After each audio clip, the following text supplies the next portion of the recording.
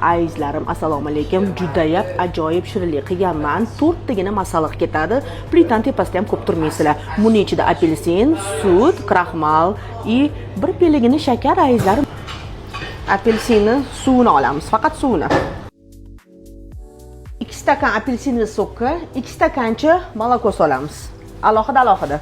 2 qoshiq sutga, 2 qoshiq so'kka, shakar. 2 qoshiqdan kukuruzni kraxmal solamiz. Sutga ham, so'kka ham. Aralashtirdik. Buni ham aralashtirdik. Past olovga qo'yib, aralashtirib po очереди quyilgunicha poylab turamiz. Mana shunaqa aralashtiramiz. Mana shunaqa. Mana suv quyildi, suyuqroq kashaga o'xshaydi. Mana apelsinovый sokim ham xuddi kashaobrazniy bo'ldi, mana tayyor.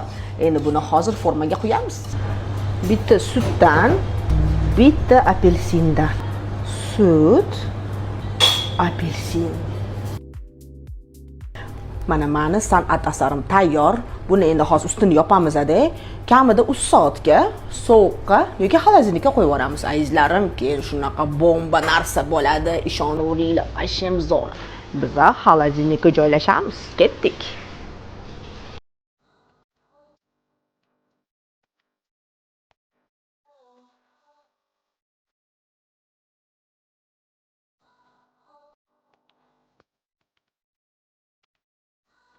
Endi buni apelsina молочный suflemizni yeb ko'ramiz.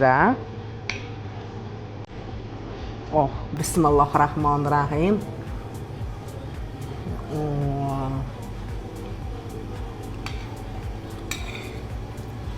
Прям сочность апельсина o'zi вообще yoryapti, ishoninglar.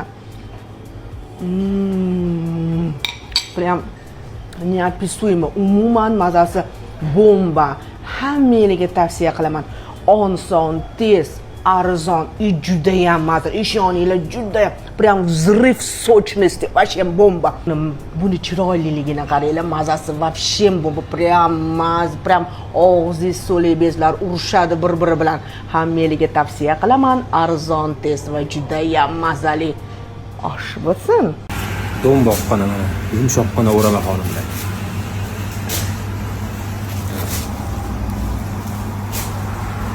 Kelinglar. Adres Bog'rabon 29. Kelinglar.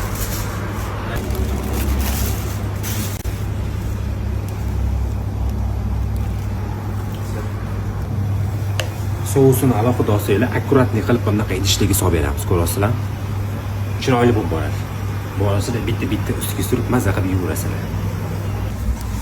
Bu mana xabarqasi dona-dona go'shtli, dona-dona qiyma go'shtli.